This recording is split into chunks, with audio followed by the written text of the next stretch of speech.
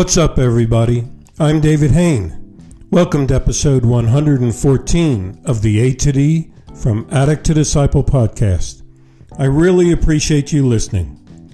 If you like what you hear, just like it, subscribe it, follow and share the link with your friends, or click on the contact page if you'd like to get in touch with me. And remember that you can click on the support link because your donation of any amount could change a life.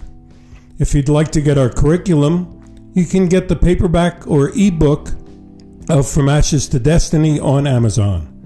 When we come back, we'll get into this episode entitled, What's or Who's Your Safe Haven?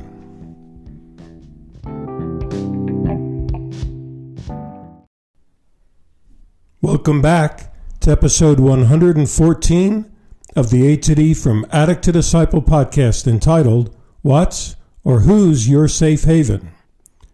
In this episode, we're going to look at what a safe haven is and where we seek it in places or in people and why we're seeking it. And I'd like to start out with a quote. Your relationship should be a safe haven, not a battlefield. The world is hard enough already. That's a great quote. It's anonymous. Let me read it again. Your relationship should be a safe haven, not a battlefield. The world is hard enough already. Okay? That's where we're going to start. And I'd like to take the first step into looking at the places and the things we turn to find our safe haven. And to do that, I'm going to give you some lyrics from the Rolling Stones song, Mother's Little Helper. Here we go. Men just aren't the same today, I hear every mother say. They just don't appreciate that you get tired. They're so hard to satisfy, you can tranquilize your mind. So go running for the shelter of a mother's little helper. And 4 help you through the night, help to minimize your plight. Doctor, please, some more of these. Outside the door, she took 4 more. Shaw. Can you hear that chasing of things to help us find a safe haven? So let's look at a definition of this running for the shelter. What is a shelter? Well, I guess initially we can say a shelter is a building or some covered place which is made to protect people from a lot of different things. It can be bad weather, like storms, rain, snow, hurricanes, tornadoes. It can be freezing cold or extreme heat. And when this bad weather hits, a lot of people seek shelter. And some of them possibly shelter in place until that bad weather emergency subsides. Well, I'm reminded of, early childhood, when a young child runs to climb in bed with his parents because a storm is coming and they hear the thunder and lightning and they just want to sleep with mama and daddy or wherever they can feel safe. They need that sort of shelter. We also seek shelter in times of danger. When someone wants to harm you, or if you go out, you're going to get caught in the crossfire of something that you don't want to be in. And sometimes people will show up at a shelter because they need a place to hide, a place to hole up until they feel that the danger's gone or the threat is gone. So they will stay in that safe haven, stay in that shelter until that danger passes. I also work with a lot of guys who are homeless. And so they find a shelter because they've lost their job. They've run into bad times. They've lost their house or apartment, or maybe they just got out of jail or rehab.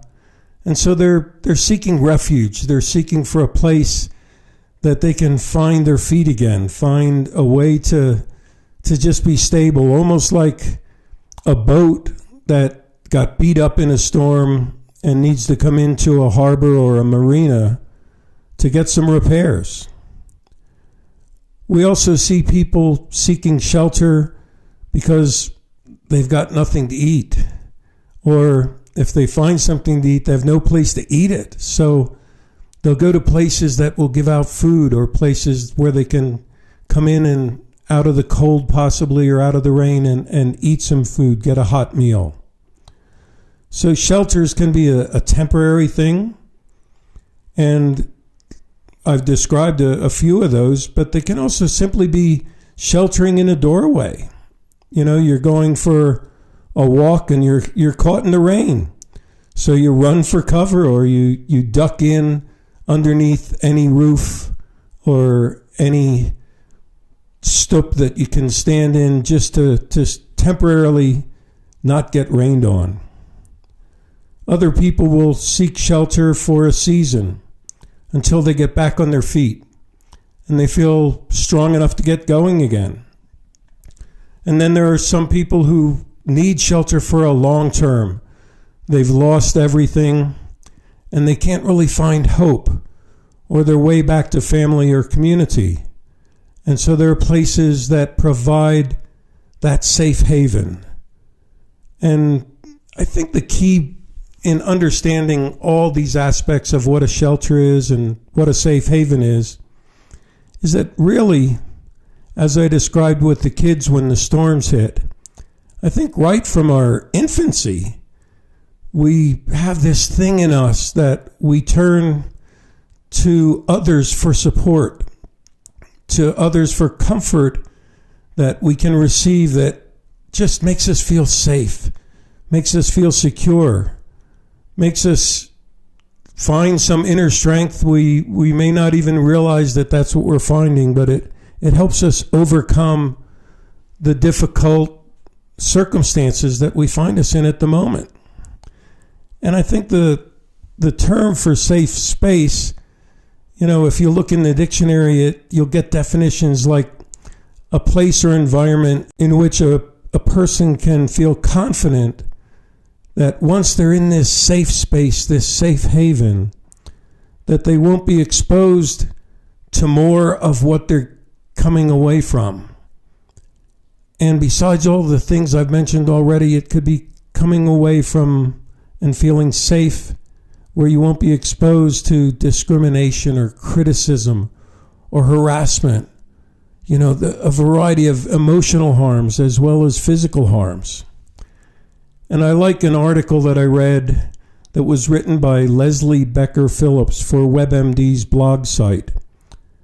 And it was entitled, "Who is a Safe Haven in Your Life?" And she quoted some things from her book entitled Bouncing Back from Rejection. So I'm going to use her headings for what she would say you find in characteristics of people who can function well as a safe haven, and then expand and sort of give my own spin to each of them. So the first one that Dr. Phillips recommends is someone who's a good listener, that you feel understood. So I'm going to call this category of a person under the who's your safe haven. It should be someone who's all ears, someone who hears and validates all of your emotions, can listen to your bitterness, your anger, confusion, fear, helplessness or hopelessness, whatever your emotion is, and that they're not just listening and sort of going, yeah, but they're really showing that your emotions matter. They're all ears and they're intent in hearing what you have to say and validating it. The second category from Dr. Becker is someone who expresses a desire to be there for you when you struggle.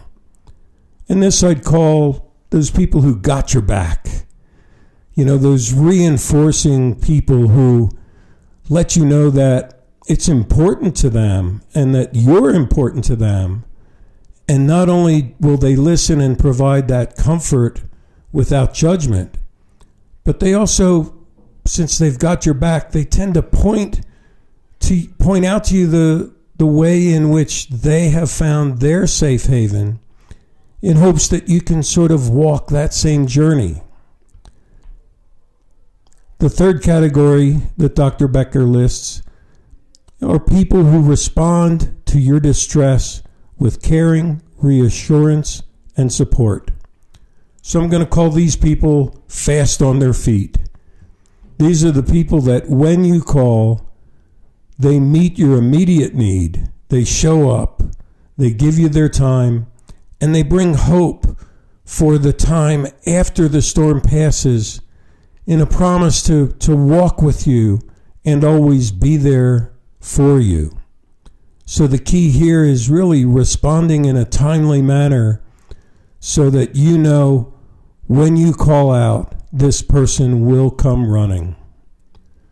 The fourth category from Dr. Becker is effectively communicating their support and caring. And I'm going to call this category of people helping hands. They're the ones who support with encouragement.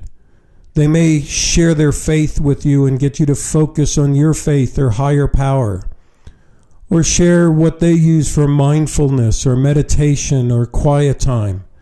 They're willing to get into that deeper discussion with you so that you can see beyond the present situation and begin to come up with a long-term solution.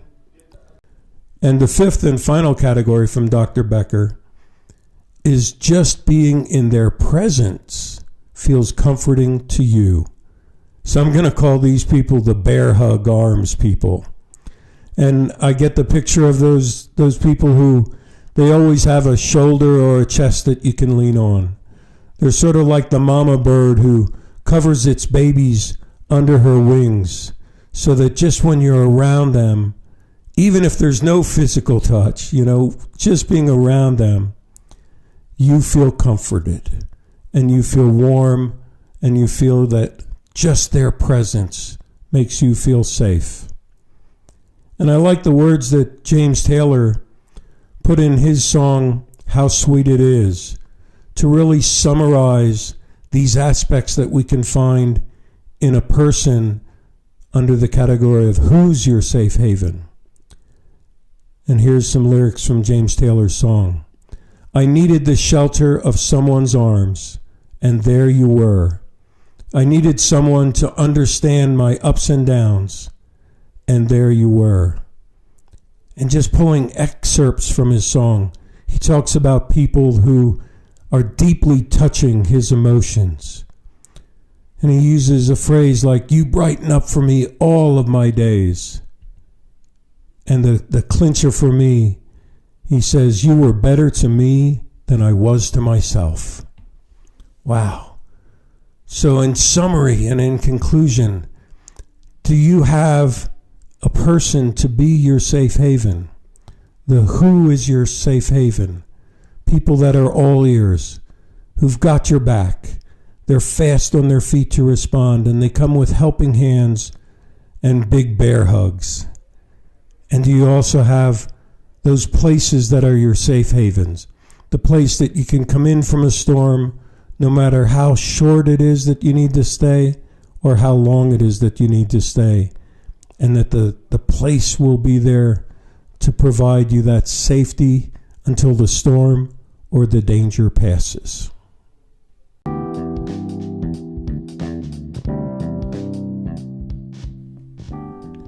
Thanks for listening to this episode of the A to D from Addict to Disciple podcast. If you would like to join an online group or get one-on-one counseling to help you find your safe haven, please message me on the link in this podcast or by email at davidfromatoD@gmail.com or go to my website www.fromatod.org and click on the contact page. You can also keep in touch with what we're doing in From A to D by following me on Instagram at davidfromatoD. Tune in Monday for our next episode, and as always, stay safe and stay strong.